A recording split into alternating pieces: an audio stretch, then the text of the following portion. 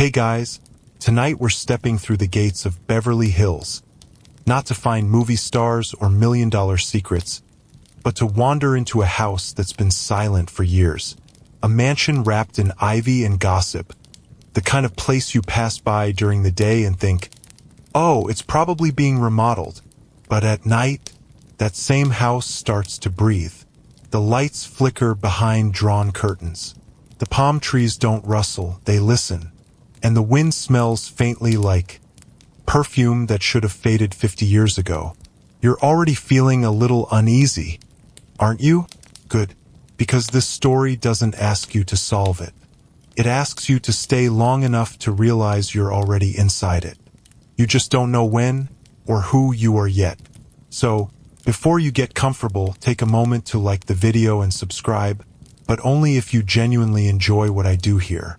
And if you're tuning in from somewhere mysterious, leave a comment with your location and local time. I love knowing where you're listening from. Now, dim the lights, maybe turn on a fan for that soft background hum, and let's ease into tonight's journey together. You step through the wrought iron gate and it closes behind you with a soft clink. Not dramatic, not alarming, just enough to let you know it won't be opening again right away. The front path is lined with lavender that hasn't bloomed in years. Still, the scent is there, dusty, lingering, like it's been waiting. The house looms before you. A Mediterranean-style mansion, built in the 1920s. The stucco a little too pristine to be untouched but not fresh enough to be new. Windows sealed tight, curtains drawn, but the porch light flickers once as you approach, on, off, then on again. An old habit, perhaps, or a signal. You knock. No one answers. You try the handle. It's unlocked. Of course it is. Inside, the temperature dips 5 degrees. Not from air conditioning, there's none running, but from the sheer absence of movement. This is a house that's paused, not empty. You can feel it. The silence isn't passive. It's waiting. The foyer is large but surprisingly unflashy. Pale tile floors. A chandelier that hasn't been dusted in decades. A coat rack with only one item hanging from it. A sun hat, slightly moth-eaten, tagged on the inside with 3 simple initials, REL. You step further in. To your right, the grand staircase curves up like an open palm. To your left, a sitting room framed by bookcases and what looks like a record player that predates color television. Everything feels curated and suspended, like someone left mid-movement and forgot to return. And then you see it. The front door is open, but only behind you. Deeper inside the house, a second door, wood, thick, bolted, and locked. From the inside, as in, there's no keyhole on your side. No knob. Just bolts. 3, evenly spaced. Sealed tight. This door shouldn't exist. It's not in the floor plan. You would know you studied it. Yet here it is. Mainstream fact? Beverly Hills in the 1920s was a hotbed for silent film stars building architectural odes to themselves. Grand homes filled with hidden rooms, secret staircases, and in at least one case, a full Egyptian tomb replica. Fringe tidbit? One such house on Loma Vista Drive was reportedly built with a room designed never to be entered. The owner claimed it was for security, but after her disappearance in 1931, no one ever opened it because no one ever found it again.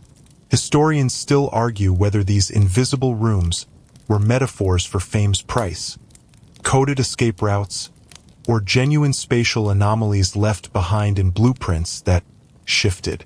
You press your ear against the sealed door. Nothing. But when you press your palm flat against the grain, warmth. From the other side, a pulse, a throb, a breath, and then faintly a knock. 3 gentle taps. You stumble back, because that came from inside the room. And you're alone, right?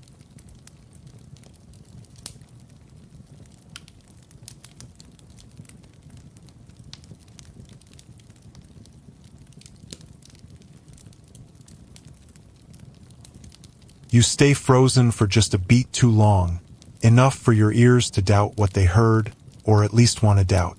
3 soft knocks. Rhythmic. Precise. Not threatening, but not casual either. Like someone inside knew you were coming. Like they've been counting the days. You step away from the door and glance back at the open foyer. Sunlight has dimmed. Or maybe it's just the hallway narrowing behind you. Either way, the quiet in here deepens. You crouch down in front of the sealed door. Up close, the bolts are heavy brass, aged with time and a hint of something you can't quite place. Cierre? No, tarnish. Something old, but not antique. You run your fingers along one of the locks. It's been closed so long. The grooves beneath your touch feel more like scars than mechanisms. There's no way to open it from your side. And yet, someone managed to close it from theirs. You scan the room again. Left of the door, a wall sconce with a pull chain that's far too new for the rest of the house. Out of place, like someone installed it after the rest of the decor stopped caring. You tug it. A single bulb flickers on overhead. Yellowed, warm, tired light. It doesn't brighten the room so much as expose the dust. But in that glow, something catches your eye just above the bolts. Faint scratches, circles, repeated attempts at opening, or perhaps warning. You step back, tilt your head. They almost look like a word, but the letters are in reverse. You hold up your phone, reverse the image, and read, "Stay out." Cool. That's comforting. You walk into the adjacent parlor instead. Easier to investigate the rest of the house than to stare too long at a door that asks you to open it and then warns you not to. The parlor smells like violets and static. A record lies on the player, label faded, center cracked. You gently lift the arm and set it down. A voice croons out from the speaker, grainy, warbled. A woman's voice lost somewhere between melody and memory. "I'm not gone. I'm just waiting." The lyrics loop. Not a real song. Not from any catalog, you know. You let it play as you explore. On the coffee table, a stack of letters tied with red twine, unopened, all addressed to the same name, Rose Evelyn Latham, Ariel, the initials on the sun hat. You untie one envelope. The letter inside is blank. Another, blank again. But the third, just one sentence in crisp, careful cursive. "You must be the one who knocks second." That makes your stomach dip. Because you didn't knock. Not on the inner door, at least. So who did? Mainstream fact? Locked room mysteries gained massive popularity during the golden age of detective fiction in the early 20th century. Agatha Christie, John Dixon Carr, and others made entire careers out of scenarios where someone dies or vanishes, in a room no one could enter or leave. Fringe tidbit? In 1937, an unpublished manuscript by an LA-based mystery author described a house in the hills where the room locks itself, but only once it recognizes who you are. The writer died before finishing the draft. No record of the house was ever found. Historians still argue whether the tale was simply a metaphor for trauma, or a whispered retelling of an actual case buried beneath Hollywood's obsession with secrecy. You pull away from the letters and stand. The music stops, not ends, just cuts off. Silence falls. Then, click, the sound comes from upstairs. Not heavy, not loud, just intentional. You move toward the staircase.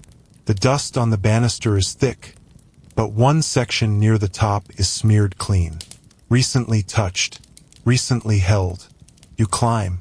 Each step creaks like it's remembering something it'd rather forget. At the top, the hallway branches in two. Left, a set of double doors cracked slightly open. Right, a long corridor lined with oil paintings, each one of a different figure, but their faces have all been scratched out. Not violently, neatly, as if erased with purpose.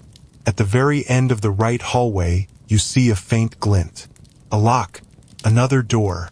You walk toward it, but something on the floor stops you cold. A trail of white powder. Not spilled. Poured. Deliberately. From one room to the next. The trail stops just before the door at the end of the hall. And drawn in the powder, a circle. You step over it. The door is shut, but you already know what's inside.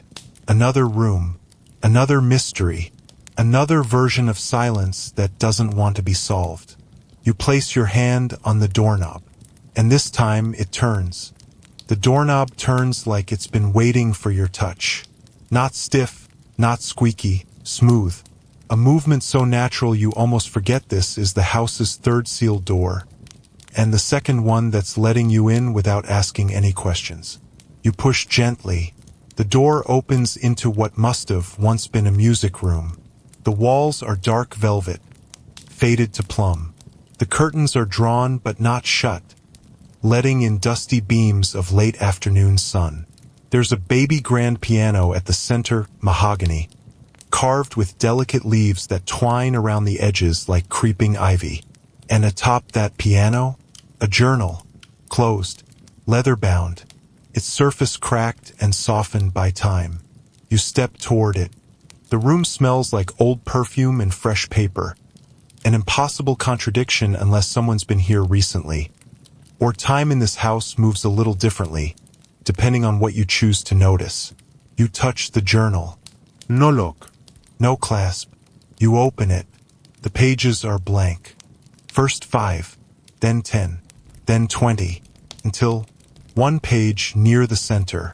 Words, written in faded ink. If you found this, you've stayed too long. There's no name, no date, but the writing curves in an elegant, practiced hand. Feminine, maybe, but more than that, urgent, controlled, like someone who wasn't afraid, but knew fear was nearby. You check the back of the book. Nothing. Flip it upside down. Still nothing. Then you notice something.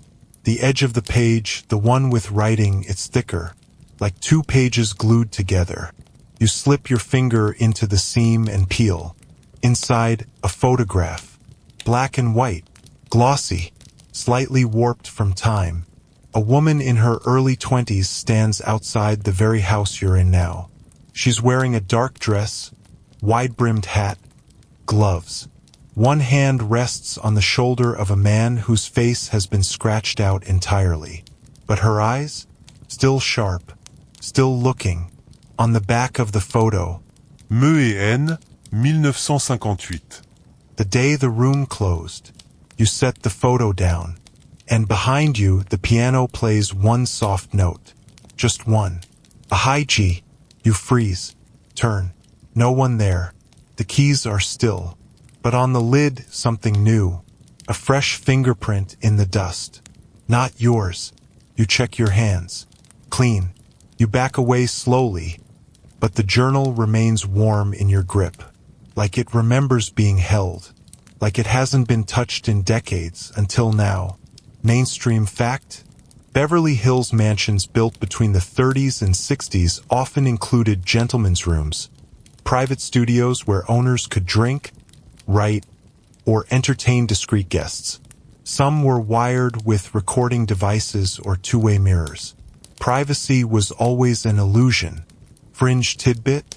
A 1955 rumor swirled around a reclusive silent film actress who allegedly sealed herself inside her Beverly Hills estate after a scandal.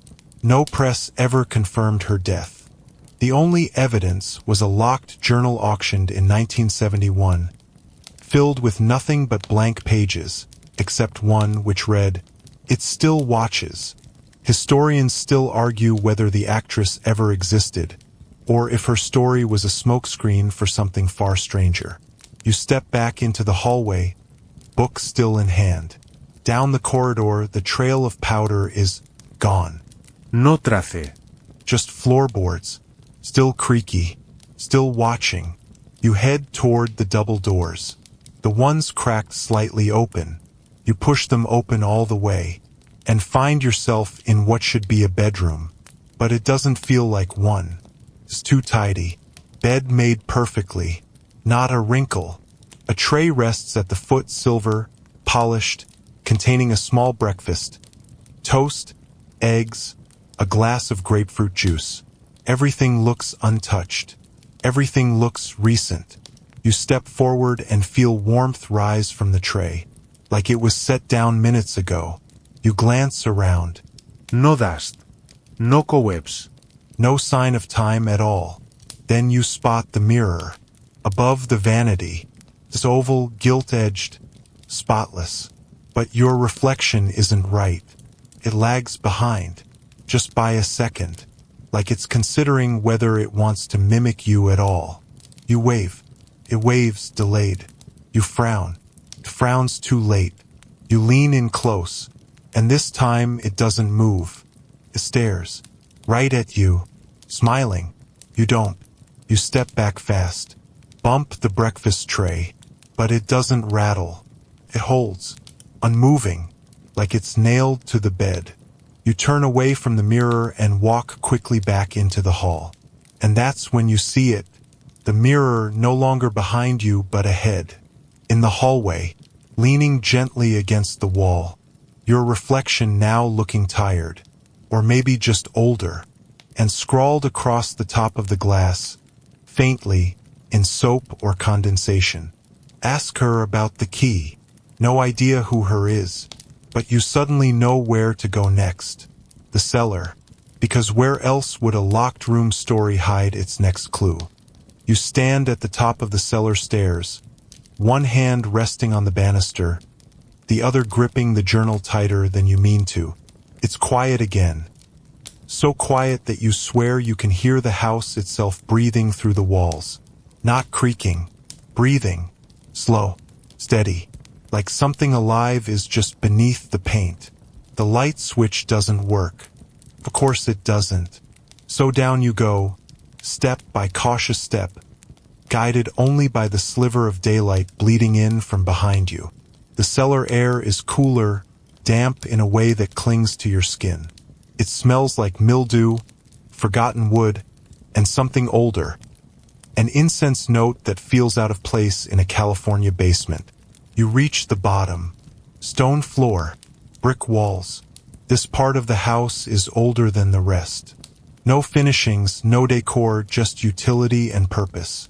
And shadows, lots of them. One bulb hangs from the ceiling, swaying gently. You give it a tug. Light floods the room. You blink once, twice, and now you see it. An entire wine rack lining the far wall, except there's no wine. Only empty bottles, each one carefully labeled with a date and a name. You crouch to examine them. 7-4, 1958 N. Vaughan. March 2nd, 1961 E. Green. December 12th, 1974, unknown.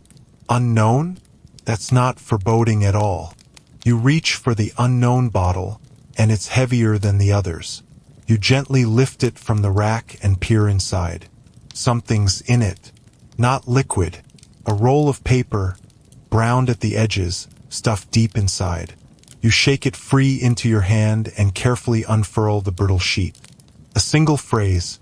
The key was painted and hidden behind the fire. You glance around. There's no fireplace down here, but there is a bricked-in corner. Different stone. Darker, older, slightly sunken into the floor. You move closer and kneel, running your hand along the mortar. Cold, but one brick feels hollow. You press it. Nothing happens. You push harder. It shifts and slides out. Behind it, a small alcove. Inside, resting carefully in the dust, is a key, dipped in dried red paint. You hold it up. It's heavier than it looks. Definitely old, but usable. You turn it in your fingers and realize it doesn't match any of the doors you've seen upstairs. But the shape is familiar. You've seen it before. In the painting. The one behind the false wall. Except you haven't found that painting yet. Or have you? You remember the note from earlier. Ask her about the key. You glance behind you. Of course, the mirror is there. Again, propped against the cellar shelves like it walked down the stairs on its own. And this time, the woman in the reflection isn't you. It's her. The same woman from the photograph. Black dress, gloves. Weitbremmet hat. She doesn't speak, but she raises her hand and points to the wall behind you. You spin. Nothing. Then you notice something. The outline of a panel barely visible along the mortar lines. You press it. It gives, revealing a small hidden space. And in that space, a rolled-up canvas. You pull it out and unroll it across the floor. The painting is dark, mostly shadow, but at its center, a butler, standing stiffly in a hallway of mirrors. His eyes are closed, but in his hand, painted carefully, precisely, is this very key. And behind him, the sealed door, the one from the foyer. You look closer. At the bottom of the painting, something scratched into the frame. For numbers, 1931. Mainstream fact? In 1931, Los Angeles saw the height of its Art Deco architecture boom, with estates hidden behind hills and facades more ornate than cathedrals. Many homes were rumored to include secret rooms used for gambling, bootlegging, or less savory affairs. Fringe tidbit? A series of anonymous letters sent to the Los Angeles Times between 1930 and 1932 spoke of a house that rearranges itself each time someone asks the wrong question. The final letter ended with, "The butler remembers, but his eyes remain closed." Historians still argue whether the story was guerrilla marketing for a failed radio drama, or a veiled account of a real event quietly buried by a family with means. You gather the key, the canvas, and the brittle note. Something's shifted upstairs. You don't hear it. You feel it, like the house just inhaled. And it's waiting to see what you'll do with what you've found. You move toward the cellar stairs. And this time, when you climb back into the hall, the mirror doesn't follow you. But your reflection, still smiling. The hallway is different now. You know it before you even reach the top step. The shadows stretch longer than they should, like the light is deciding to pull back. The air has changed to warmer, drier, but tinged with something. Wet, almost like pool water left still too long in the sun. You pause just outside the cellar door. The mirror's gone, not shattered, just not there. You clutch the red-painted key a little tighter. Feels heavier now. Up ahead, the hallway veers left into a courtyard. You haven't noticed it before, or maybe it wasn't there before. The house is like that now, rearranging itself when you're not paying attention. You step out into the courtyard. It's overgrown in the way expensive homes try to make look accidental. Vines climbing trellises, rose bushes too wide, a lemon tree dropping fruit to a cracked tile floor. In the center, a fountain, dry, stone, carved with 4 faces. Classical, maybe Roman. Their mouths hang open, but no water flows. You approach. Then, just as your foot touches the edge of the fountain's rim, a sound. Drip. You freeze. Drip. A single, small stream of water starts to emerge from the mouth of one stone face. Then another. Then all 4. And with the water comes a whisper. Not loud. Not directional. But layered. Like voices talking over each other in slow motion. You lean closer. The voices get clearer. The room. She left it open. You were expected. Then a sudden splash. From beneath the surface, a ripple. You step back, but something surfaces. A locket, old silver, swinging gently on a chain. You reach in and grab it. The metal is cool, not wet, somehow, just waiting. You open the locket. Inside 2 photos. On the left, Rose Evelyn Latham. Again, you're sure of it now. The same woman from the photo, the mirror, the handwriting in the journal. On the right, a baby. No name, no date, just tiny blue eyes that seem to stare straight through you. You close the locket, pocket it. The whispers die. The fountain slows, dries up, and the silence returns. Only now it feels relieved. Mainstream fact? In Roman architecture, courtyards were considered sacred spaces. Impluviums meant to collect rainwater, but also to act as the heart of the home. Rituals, announcements, and sometimes secret judgments were carried out there. Fringe tidbit? One early 20th century spiritualist claimed that water remembers truth and can replay echoes of strong emotional energy. A fountain in her Beverly Hills garden allegedly whispered names of guests long after they'd left, some of whom never returned home. Historians still argue whether this was early pseudoscience, auditory pareidolia, or simply another ghost story dressed up in satin. You turn back toward the house, but the door you came through is gone, replaced by a different one. Wooden, arched, carved with vines and roses, much like the fountain's base. The key in your hand warms slightly. You hold it to the lock. It fits. You turn. The door opens into a hallway lined with mirrors. No surprise. What is surprising is that the mirrors show different things. The first one shows the room you just left.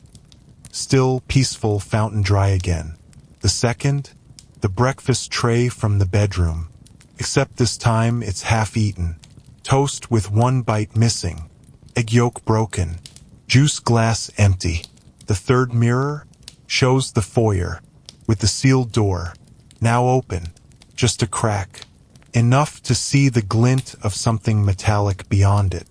The fourth mirror shows you, but older, tired, standing in a room that hasn't shown up in this house. Yet, you move past the mirrors quickly. At the end of the hallway, another door. You brace yourself, but it opens before you can touch it, revealing a room lit entirely by candlelight. A study, heavy desk, deep leather chair, stacks of books. The windows are all covered. No clocks.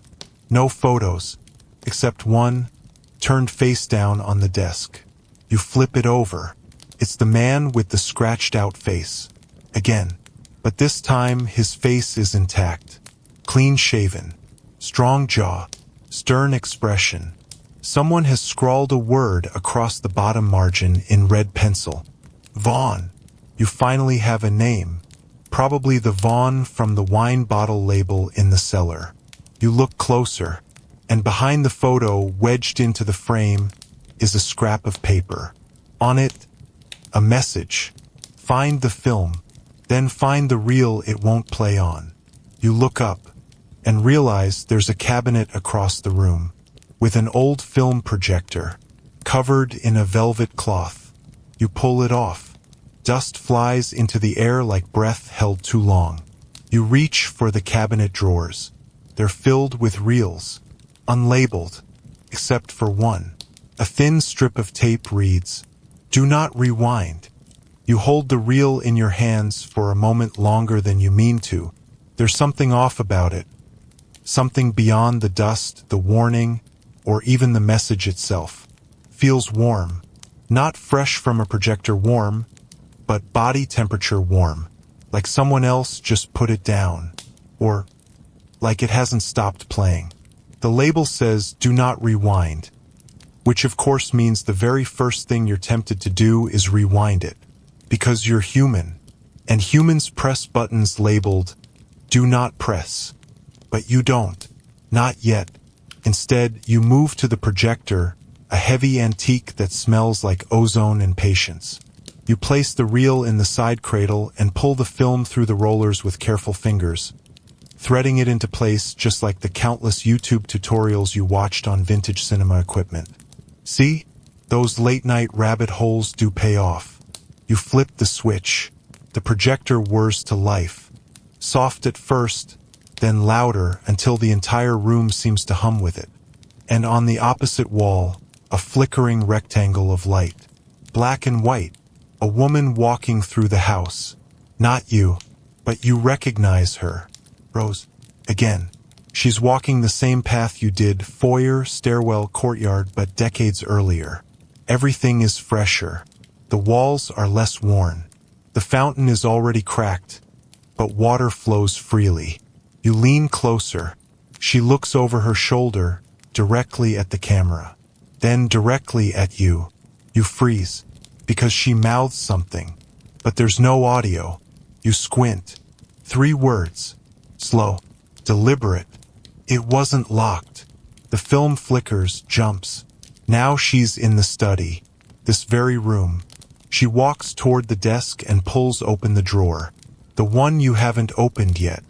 She removes a small folded note and holds it up to the camera. The projector flickers again, and the image disappears. The reel stops spinning. The light dies. Silence. You walk to the desk. Pull the drawer open. Inside, the same note. Unfolded. Someone else was in the room. You step back. Hard enough to bump into the chair behind you. It rocks slightly, and the projector behind you clicks. One more time. Without power. A mechanical twitch. And then, you hear it. A footstep. Above you. One single deliberate step. Then nothing. Just the tick of something slowing down. You swallow. Hard. Because this isn't the part of the story where the ghost jumps out. It's the part where you realize you're already inside the film. Mainstream fact? In the 1950s, 8mm and 16mm home movie projectors became popular among wealthy families in Beverly Hills, used to document parties, renovations, even therapy sessions, before recording oneself became mainstream. Fringe tidbit?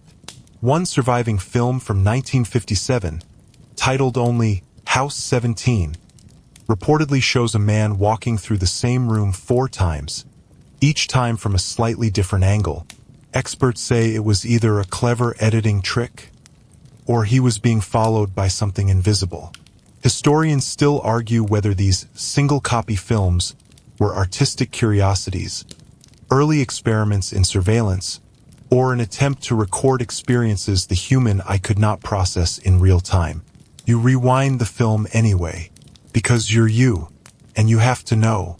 It clicks back into its reel reluctantly, as if it's never been rewound before. You flip the switch again, and this time it's not Rose, it's you, in the foyer, from earlier, entering the house, turning, listening.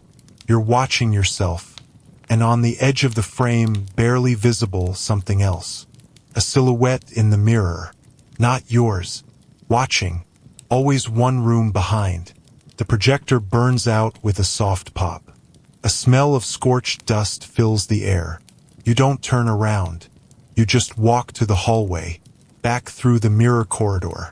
And that's when you notice your reflection is no longer delayed. It's gone entirely. Each mirror, empty. Every single one, except the last, where Rose stands, alone.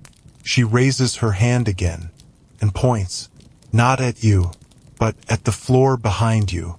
You turn and see it. Another note, curled like a dead leaf in the hallway's baseboard. You pick it up. The room was always open. It was you who refused to enter. You look back to the mirror, but Rose is gone, and the mirror now shows a different room, not one you've seen yet. A bedroom with 2 beds, one messy, one made, and on the messy bed, a glove. You don't know why that terrifies you, but it does. And the worst part, you know exactly where that bedroom is, because it's just down the hall, right where the whisper stopped earlier. And the hallway no longer stretches ahead. It ends at one door, waiting. You stare at the single door ahead of you, the one that wasn't there before, or maybe was and just waited for you to notice it. The house has stopped pretending now. No more branching halls or choices. Just this, a narrowing, a funnel, a quiet invitation dressed as inevitability. You walk forward, every step muffled by the strange hush that clings to this section of the house. The walls here are smoother, newly painted, almost clinical. No mirrors. No paintings, just a pale, sterile corridor that hums faintly like it's been charged with static. You reach the door. It's not locked. Of course it's not. You turn the handle. Inside a dressing room, dimly lit, more boutique than bedroom. Floor-length mirrors lean against every wall, rimmed with faint gold trim, the kind you see in backstage theaters or old-money estates. But nothing in here is labeled or priced. No tags, no brands, just rows of dresses, gloves, hats, and shoes. Elegant, expensive, ageless. And the air? Scented, like something faintly floral, vaguely spicy, and deeply, unmistakably nostalgic. You step further in, then realize the mirrors don't reflect quite right. Your image is there, but delayed again, lagging by half a heartbeat. You wave. Your reflection waves, late, then stops moving altogether. Stays frozen, one hand up, eyes locked to yours. You lower your hand. Your reflection doesn't. You don't like that. You glance to your left. Another mirror. In this one, Rose. Again. She's sitting in front of a vanity, brushing her hair, humming. She doesn't see you, yet, until she suddenly does. She pauses, stares, then writes something on the mirror in lipstick. You blink. It appears in your mirror. Not the real me. You take a step back, and all the lights in the dressing room blink off for half a second. When they return, your reflection is gone. Not frozen. Gone. Mainstream fact? Dressing rooms in old Hollywood mansions were more than spaces to change. They were carefully curated environments where identities were shaped, constructed, even rehearsed. To be someone, you had to look like someone else. Fringe tidbit? In a 1962 report, a maid claimed her employer's mirrors lied. That when she stood in one, she saw herself doing things she hadn't done. The story was dismissed as stress-induced delusion. The mirror, auctioned years later, cracked in transit, or something cracked from inside. Historians still argue whether such claims were mere metaphors, symbols of a culture obsessed with beauty and illusion, or if some homes really did carry secrets etched into their glass. You turn slowly toward the vanity. On the surface, lipstick, a brush, a faded compact case with initials etched in gold. Ariel. There's a folded piece of tissue beneath the compact. You open it. Inside, a single phrase. The portrait knows. Your stomach turns slightly, because you know which portrait it means. The one above the fireplace in the sitting room. The one that, now that you think about it, doesn't look like Rose at all, but could be her, or her reflection, or her future, or yours. You hurry back through the dressing room, trying not to look too long at any one mirror. One shows you crying. Another shows you dancing. A third shows you asleep. You haven't done any of those things yet. But the house isn't really dealing in time, is it? Back in the main hall, the fireplace crackles gently. You didn't light it. You don't even know where the wood came from. But there above it hangs that painting. The woman in it stands in profile, hands folded at her waist, expression calm. A kind of serenity that reads more like surrender the longer you stare at it. You climb onto the hearth and reach behind the frame. Your fingers brush something rough. Paper. You tug. A small envelope. Inside, a photo and a note. The photo is of the sitting room you're in now, but from a high angle, like taken from the ceiling corner. And in the photo, you, standing exactly as you are. But someone is standing behind you, just out of frame. You turn. No one. The note in the envelope reads, "You're always one frame behind." That's how it follows. That's when you realize the fireplace isn't warm. The fire doesn't give off heat. It's fake. Projected. You kneel to inspect it. Behind the logs, a small panel. You pry it open. Inside, a tiny reel. Film again. Only a few seconds long. Labeled, Bedroom 2, 417. You look at the mantel clock. It's 417. Exactly. And then, just for a second, the fire dies. Everything fades to dark. The house goes still. And the only sound? Footsteps. Slow. Measured. Coming down the stairs. You don't breathe. You barely blink as the footsteps continue. Slow, patient. Like the house is counting them out on purpose. They're not random. They're intentional. The wood doesn't creak so much as respond. With each step, something in you coils tighter, waiting for the sound to stop or quicken or become something less human. But it doesn't. It just reaches the last stair and pauses. You finally exhale. Not relief. Not yet. More like resignation. You move toward the foyer, the fake fire now dead behind you.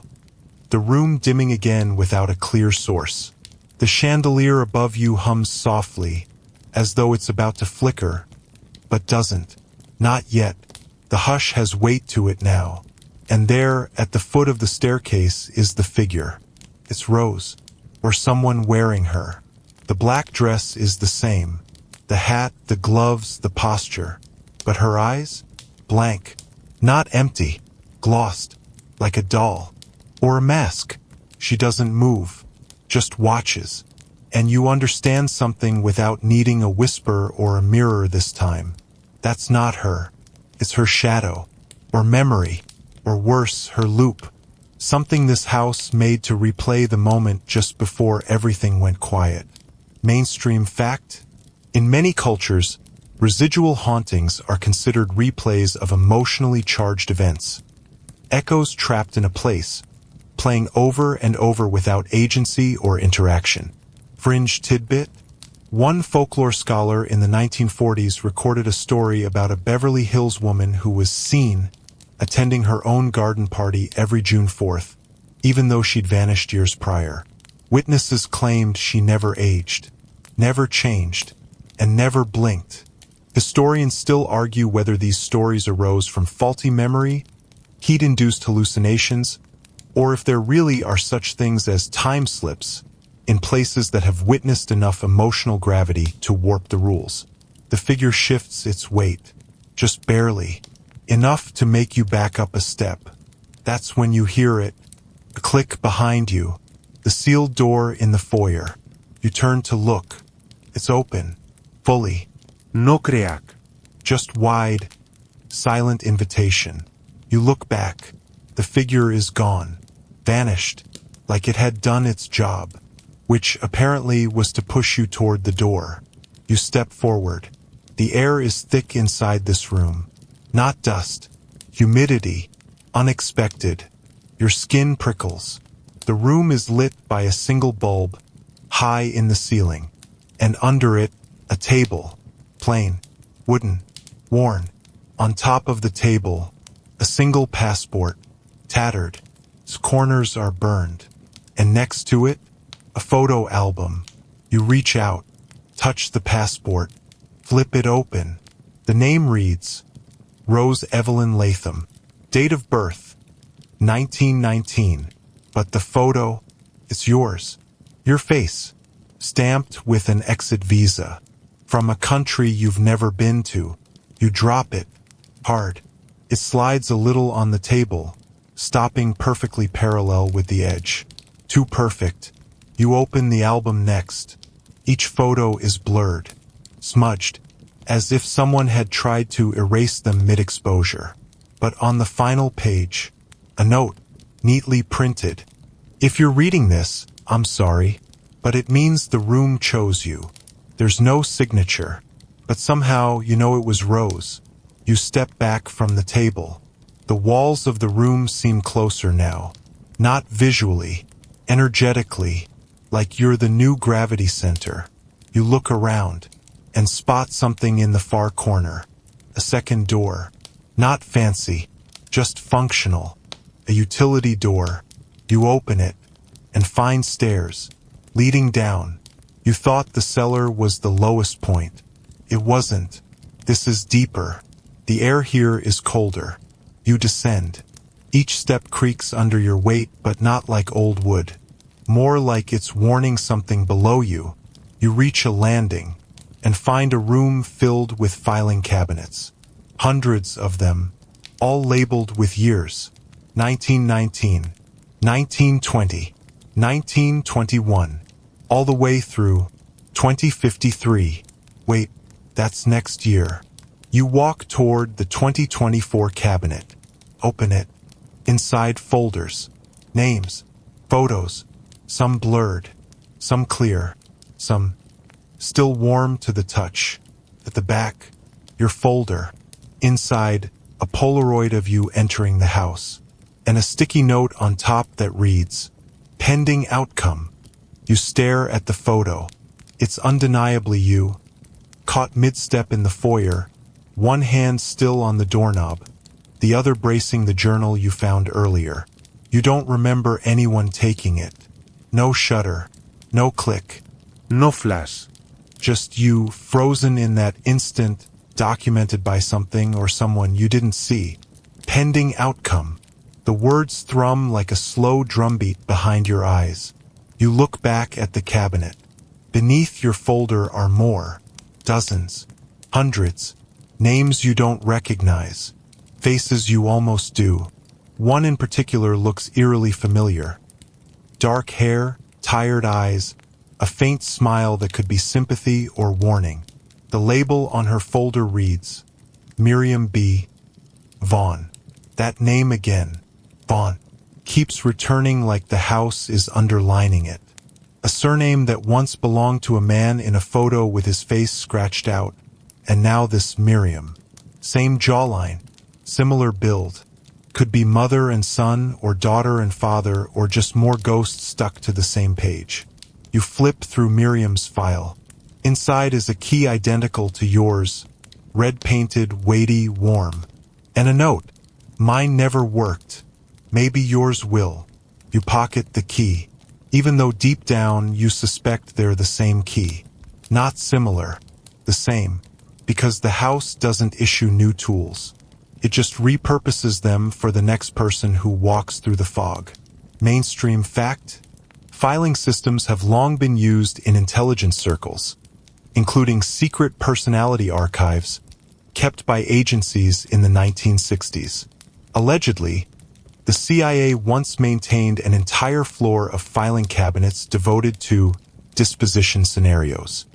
Fringe tidbit: a now-lost film from 1949 titled The File Room was said to feature a man discovering a cabinet listing the deaths of people before they happened, his own at the very end. It was screened only once, and the reels were later reported missing. Historians still argue whether that screening ever happened, or if the rumors were planted as Cold War paranoia disguised as urban legend. You close the cabinet, walk deeper into the archive.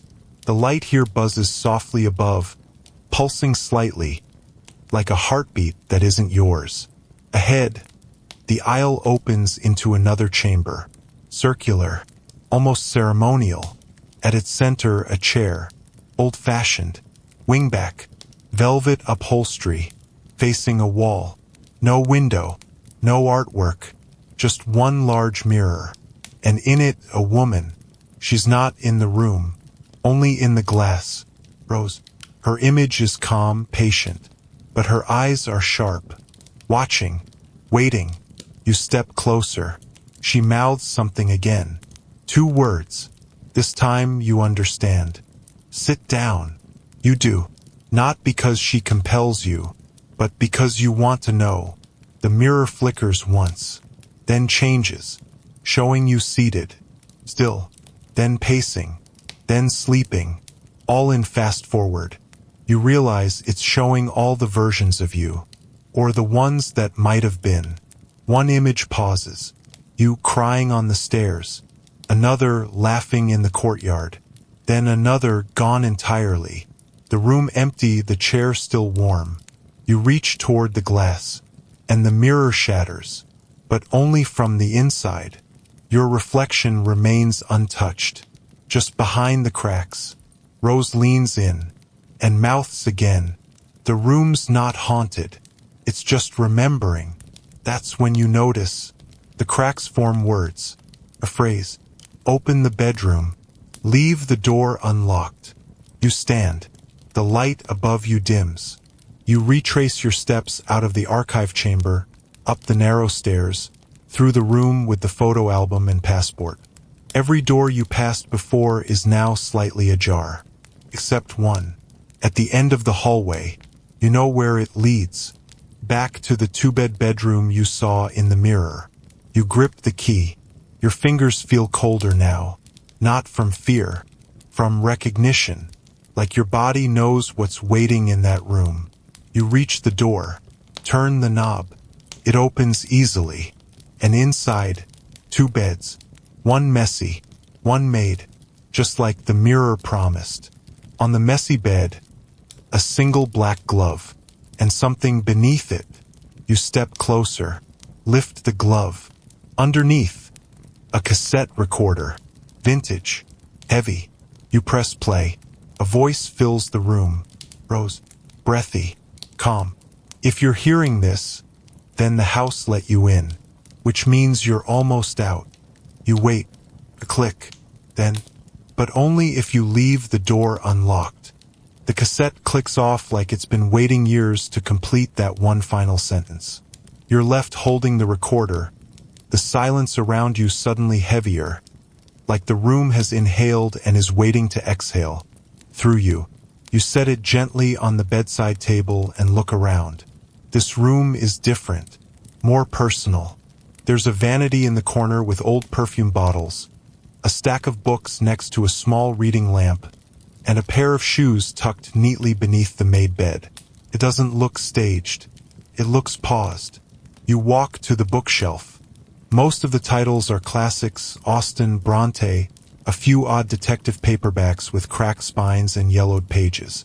But one book sits backwards, spine inward, like it doesn't want to be known. You pull it free. It's not a book at all. It's a hollowed shell. Inside, a photograph. The same woman again, Rose but younger, smiling, arm around a man with sunlit hair and sharp features. Not Vaughn. Someone else. Someone warm. On the back, in faded pencil. Room 213, before the forgetting. Mainstream fact? Many classic hotels and estates never include a room 213 due to superstition. The number is often skipped entirely or replaced with 212A. In numerology, 213 represents a cycle of duality, singularity, and completion, or endings hidden as beginnings. Fringe tidbit: one long-standing rumor suggests that certain hotels have a room 213 that exists only between floors. Guests who check in never seem to be logged in the system, and when they leave, no one remembers checking them out. Historians still argue whether room 213 was just an urban myth popularized by pulp novels, or whether it reflects a real psychological phenomenon of structural denial, where spaces once used for trauma are rewritten out of floor plans and memory alike. You check the room number on the back of the door. There's no number at all, just a blank brass plate, scratched faintly. You lean closer, and just visible in the shine of the metal, 213. Your breath catches. This is the room, not one like it, the one. And now that you know, the space shifts in tone, like you've whispered the house's secret aloud. You sit on the made bed. The springs sigh under your weight, not creaky but relieved somehow, like they've been waiting for someone who knows what this room really is. You glance back at the glove on the messy bed, then down at your hand. Same size. You slip it on, and your fingers tingle, not from cold, from memory, someone else's memory. The room blinks. Just for a second. Everything is the same and yet not. The walls feel closer. The lamp flickers. The perfume smells stronger. Then a low creak. The closet. Its door slowly swings open. Inside, a coat, a suitcase, and taped to the back wall, a photo. Passport photo. You. But your eyes are different. Older. Like someone who remembers. You reach for the suitcase. It's light. Inside, a sealed envelope. To be opened only when the door is unlocked. You hold it a moment, then set it on the nightstand. You stand and walk to the door. You unlock it and leave it ajar. You return to the envelope, tear it open. Inside, a letter, typed, neat, like a resignation or a will. To the one who stayed too long. We've all walked this house before you. We've seen its reflections, heard its whispers, stepped into its shifting mirrors.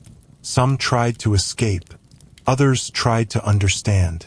Only one left the door unlocked. You. If this letter is in your hands, you've remembered something we couldn't. Not how to leave, but why we stayed. Don't shut the door. Don't rewind the reel.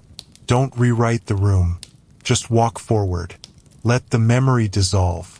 The house won't follow. Not this time. You sit in silence for a long moment. Then you hear it again. A footstep. Not upstairs. Outside. You walk to the door. The air in the hallway is brighter. Cooler. A breeze? You move into the hall and see. Finally, what's changed? The main entrance is wide open. Sunlight pours in. Not dusty. Not yellow. Real. Present. You walk toward it slowly. The mirrors in the corridor are all blank again. No rows. No shadows. Just soft glass. Empty frames. You reach the threshold. Step onto the front step. Grass. Wind. Birdsong. Everything the house hid so well. And behind you, the door closes. Not with menace, but relief. The sun is softer than you expected. Not blazing or dramatic. Just there. Like it's always been waiting just beyond the edges of the story, patient and unchanged. You take a breath and realize this is the first time the air hasn't carried the weight of expectation. No hidden whispers. No heavy glances from paintings or mirrors. Just outside. You walk a few steps down the stone path, the kind lined with ornamental shrubs that someone clearly hasn't trimmed since the Reagan administration. The gate at the end is open. Not swinging, just open.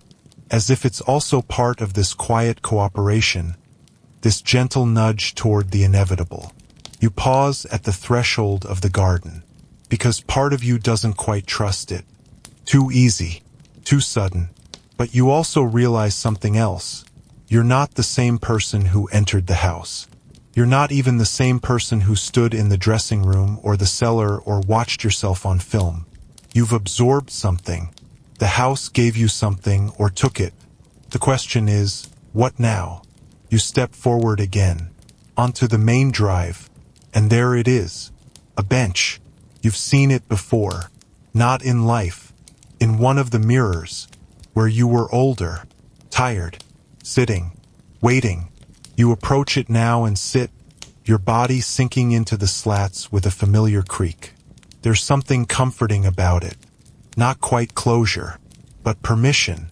The breeze picks up, faint rustling, and then laughter, distant. From the house? No, from deeper in the trees. Children, you rise following the sound. It leads you not away from the house, but around it, to the back, where you find an overgrown hedge maze. Yes, a literal hedge maze, because of course there is. Mainstream fact?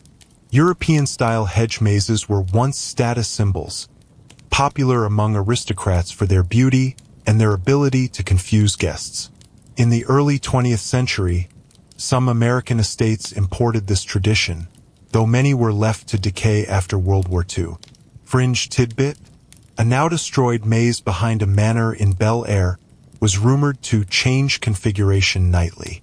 One local boy was lost in it for 2 days, emerging with a cryptic phrase repeated over and over: "The walls remembered me, Historians still argue whether this was just urban legend or a psychological side effect of growing up around wealth, pressure, and too many unsupervised afternoons. You hesitate, then enter. The maze is taller than you expect. 8, maybe 10 feet. The air shifts immediately, cooler, quieter. The world dims slightly, as if the hedges are absorbing sound. You walk slowly, turning left, then right. You feel watched again, but it's not hostile. Not this time. Like the house is still watching, sure, but not to trap you. Just to see what you'll do now that you're free. You hit a dead end. Then another. But with each wrong turn, you start to hear something clearer. A voice. Not laughter this time. A song. Low. Melodic. Almost like a lullaby. You follow it. Deeper. And then, at the center of the maze, you find it. A small fountain. Real water this time. Bubbling gently. And beside it, a journal. Same color as the one from earlier. But this one is locked with a silver clasp. You flip it over. On the back, an engraving. To the next one. You sit on the edge of the fountain. And wait, because that's what the moment asks of you. To be still. To not chase. To let it arrive. The breeze lifts again. And this time, a folded piece of paper floats in from above, caught in the leaves. You catch it before it lands in the water. You unfold it. A single sentence. The house resets when no one's watching. You look around. The maze is still. The sky overhead soft. You smile just barely, because you understand. It's not haunted. It's remembered. It's ritual. And now, it's your turn to leave before it forgets you. You rise from the fountain, paper still in hand, the silver clasped journal under your arm. For a moment, you're tempted to open it, to read what Rose or whoever came before you left behind. But somehow, you know it's not yours to open. Not yet. Maybe not ever. You retrace your steps through the maze, this time without confusion. The hedges seem to move for you now. Where you once wandered blindly, paths open up with an eerie ease. You're not being guided anymore. You're being released.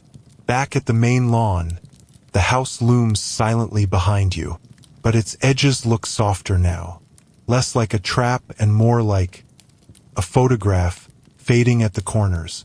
The shutters on the upper floor close one by one. The windows reflect only sky, is closing in on itself, folding up like a storybook after the final page. You step back toward the front gate, and then pause, because there's something on the porch. Package, wrapped in brown paper. You didn't see it before, or maybe it wasn't there. You walk up to it careful. There's no name, no note, but the wrapping is held together with red twine, the same color as the key. You untie it. Inside, an old projector reel, and beneath it, a piece of folded map paper. When you open it, you see the outline of the house. But it's not just a blueprint. There are annotations, circles, arrows, dates, symbols, and one room highlighted in red. You trace it with your finger. You've never been to that room. At least not yet. Mainstream fact? Early architectural blueprints often included notes from builders and owners. Scribbles in pencil that revealed alternate plans, scrapped additions, or secret passageways. Some of these notations have led to the rediscovery of long-hidden rooms in historical homes. Fringe tidbit: one mid-century urban legend claimed a home in the Hollywood Hills had a 13th room that only appeared during lunar eclipses. A film crew allegedly captured its doorframe appearing in time-lapse footage, only for the entire reel to mysteriously vanish days later. Historians still argue whether these tales were rooted in post-war paranoia, creative license, or the human need to believe that not everything built is fully knowable. You flip the map over. There's a phrase scribbled on the back in tiny, frantic handwriting. She's not trapped. She's guarding something. You look back up at the house. A single curtain on the second floor flutters. No wind. You walk back to the foyer, the door still open, as if the house hasn't decided whether to say goodbye or invite you back in. You step across the threshold. No sound. No whisper. Just the air shifting. You walk up the stairs slowly. You don't need to rush now. At the top, you head toward the west wing, where the red-marked room should be. You've never been to this hallway. It's narrower, lined with wood paneling and no art. The walls curve slightly, guiding you like a soft spiral inward. You reach the door. No handle, just a thin vertical slit where the wood meets at the seam. You pull gently. The door opens. Inside, empty. No furniture. No light. Just bare floors and walls, and in the center, a single film screen. You step inside, and the door closes behind you. You don't panic. You know what this is. It's not a room. It's a theater, a viewing. You approach the screen, and behind you a whir. Projector spins to life. The reel you found? Already loaded. You didn't do that. Plays. This time in color. Vibrant, vivid. The house? Brand new. Bright, clean. Full of people. Party. Laughter. A woman, Rose, laughing with friends. Dancing. A man in the background, Vaughn, smiling. Then the film slows. Freezes on Rose's face. Eyes closed. Smiling. But then, it starts to melt. Literally. The image bubbles, warps. And behind the flickering celluloid, another scene. One not recorded, but revealed. A basement. Dark. Wires. Machines. Cables. And in the center, a second projector. One you haven't seen. Not in the house. Not in the archive. Below that, deeper, the screen cuts to black. The reel stops. And behind you, a voice. Clear. Familiar. You're not done. You turn. No one there. But the door is open again. And the hallway beyond leads down. You don't hesitate this time. Not because you aren't afraid, but because the fear feels familiar now. Like a coat you've worn too long to take off. And there's something comforting in that. The idea that you've crossed the threshold between visitor and participant. The hallway curves downward, gently at first, then more steeply. It's not a staircase. It's a spiral. An architectural spiral, tucked into the bones of the house like a forgotten organ. You walk slower. The air grows cooler. The floor changes texture from smooth wood to damp stone. Eventually, you stop seeing any fixtures at all. No sconces, no doors, no seams. Just you, your breath, and the descending path. Then the space widens. You step into a room. And you know immediately this is what the house has been hiding. Not just from you, but from itself. The ceiling is low. The air hums. A circle of chairs fills the space, each one different. Wooden, metal, cushioned, antique, modern. A gathering of styles from across decades. In the center, the final projector. Black metal, almost organic in shape, like it grew here rather than was built. It's on. Already. Spinning. Casting no image. Just light. Not on a screen. On you. You raise your hand. The beam coats your skin like a memory. Warm. Heavy. And from the corners of the room, voices rise. Soft at first. Then clearer. Not ghosts. Recordings. Voices from the chairs. Each one left behind by someone who sat here before. Each voice says a version of the same thing. I thought I understood the house. I was wrong. But I'm still here. And so are you. You listen. Each confession paints a piece of the story. A man who came looking for his wife. A woman who followed her dreams into a dead-end corridor. A child who drew maps and never aged. Each tale ends the same way. The door opened, and they chose to stay. Mainstream fact?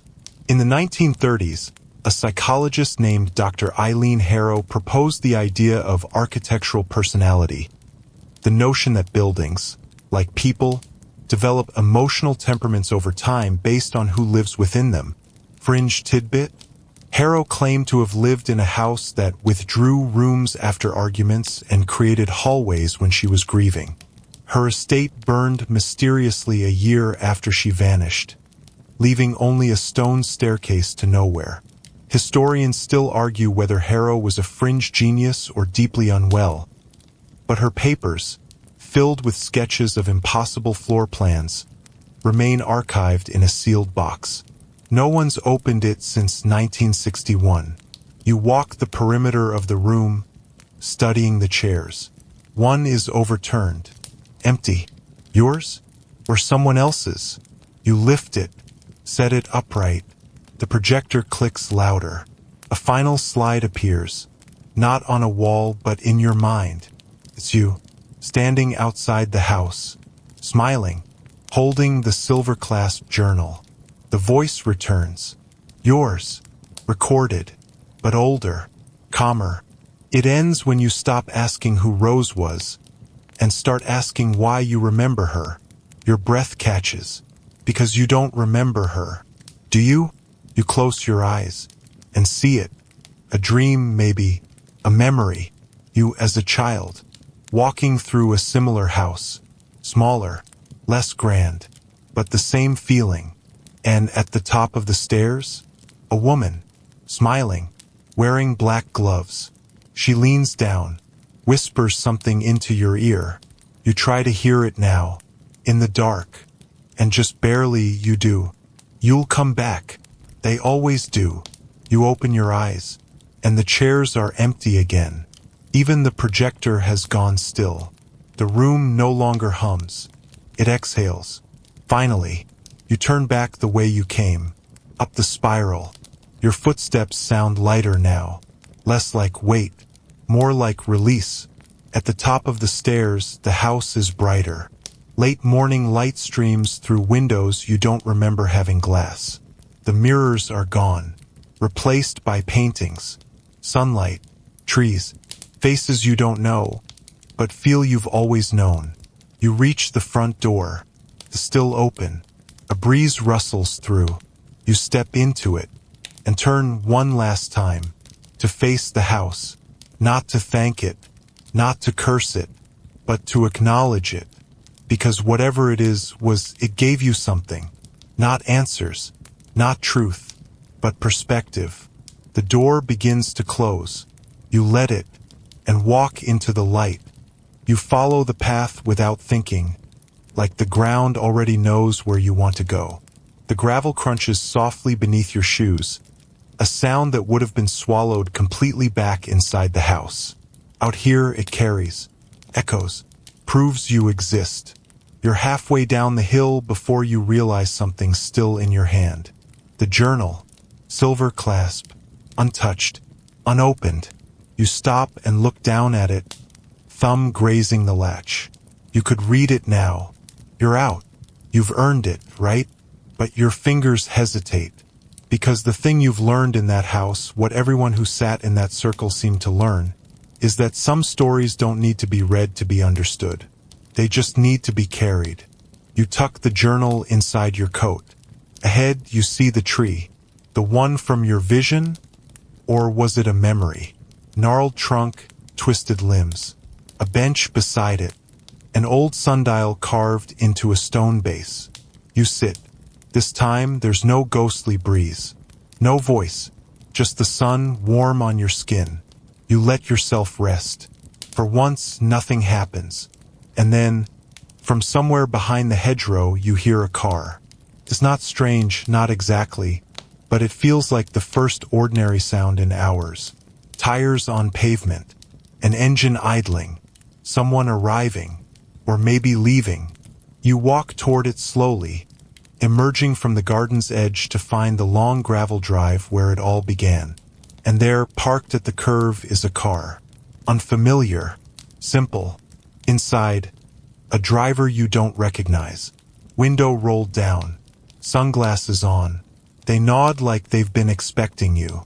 No words exchanged. You open the door. Slide in. Set the journal in your lap. The engine hums to life again. And off you go. The house doesn't shrink in the distance. It vanishes, like mist dissolving from a morning field. You look down at your lap again. There's a note tucked under the journal now. You're sure it wasn't there before. You unfold it. Handwritten, looping script. Don't bring the house with you. Let it stay forgotten. You glance in the rear view again. Nothing. No house. Just trees. And road. Mainstream fact? Memory studies show the brain actively suppresses certain details after trauma. Not as failure, but as protection. The more vivid the memory, the more likely it's been edited. Fringe tidbit? There's an obscure psychological theory known as sight displacement, where people report clear memories of places that don't exist. Fully formed buildings, floor plans, even furniture, believed by some to be collective echoes of forgotten architecture. Historians still argue whether this is a manifestation of imagination, sleep paralysis-fueled hallucination, or ancestral memory filtered through dream logic. You lean back. The road curves gently west. The sun is just beginning to lower behind the hills. And for the first time since this began, you feel light. Not like someone who survived a mystery, but someone who witnessed it and walked away, passenger again. Not a prisoner. You watch as the trees thin. Civilization returns. Street signs, gas stations, the faint glow of a town on the horizon. You won't say anything to the driver. They won't ask. You'll arrive where you need to be, not where you started, but where you can start over. Because that's the quiet truth the house never told you. Some stories don't have endings. They just need someone willing to walk away before they become part of the furniture. The car rolls to a stop on a quiet street that could belong to any town. Small houses, uneven sidewalks, the kind of place where someone's always mowing their lawn, even when there's barely anything to cut. You step out slowly. No suitcase, no phone, just the silver-clasped journal and the weight of whatever the house left behind. The driver gives a small nod, then pulls away. You don't watch them leave. You just stand there, letting the moment breathe. Across the street, a cat sits in a windowsill. Someone's porch wind chime lets out a sleepy clatter. Somewhere nearby, a sprinkler hisses to life. Normal, quiet, real. You walk down the sidewalk until you come to a bench outside a corner cafe. It's still early enough that the world hasn't fully rushed in yet. Just a few people with takeaway cups, headphones, small talk.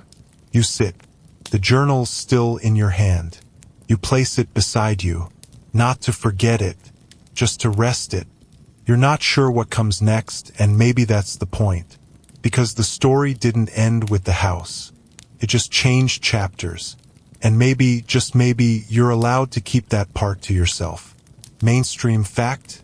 In literary circles, the concept of an unreliable narrator isn't just about deception, it's about perspective. A reminder that every story is filtered through someone, shaped by what they remember, and what they choose to forget. Fringe tidbit? There's a theory in narrative psychology that says our identities are formed more by the stories we tell than the truths we live. The moment we frame something as what happened to me, we rewrite it, sometimes without even knowing. Historians still argue whether the most important details in any account are the events or the gaps. You pull out a pen, not to write your story, but to cross something out. On the inside of the journal's cover is a name, Rose Evelyn Latham. You draw a soft line through it. Then underneath you write, you. That's it. Not a title, not a label, just a reminder. Because whatever came before, whoever built that house, whoever left those notes, spun those reels, drew that map, none of it holds you now. You stand. Leave the bench. Leave the journal. Leave the house in your memory, where it's soft around the edges and can't quite follow. You smile at someone passing with their dog. They smile back. The sun warms your back. You walk into it, and don't look back. The house fades now, its rooms softening into mist. The hallways no longer echo. The mirrors no longer show anything at all. They've done their job, and so have you. You've followed the footsteps, turned every lock, let every light flicker one last time. Now let it go. Let your mind walk quietly back from the maze. Let the weight of doors you didn't open fall away. Let the whispers stay behind the walls. Let the names you almost remembered soften into dream stuff, harmless and slow. Take a deep breath. Feel your body again. Heavy, warm here. No old journals. No ticking clocks. No phantom footsteps on creaky stairs. Just your breath. The hum of wherever you are. Maybe a ceiling fan spinning above. Maybe a night breeze just touching your curtains. You don't need to figure out how the story ends. You already did the hardest part. You came back. Now drift. Let your thoughts turn to something slower. Maybe the sound of leaves brushing against a window. Maybe the echo of laughter from a memory that doesn't quite belong to you, but feels good anyway. You're safe now. You're home. And the house? It remembers you kindly. It always will. Sleep well. You made it.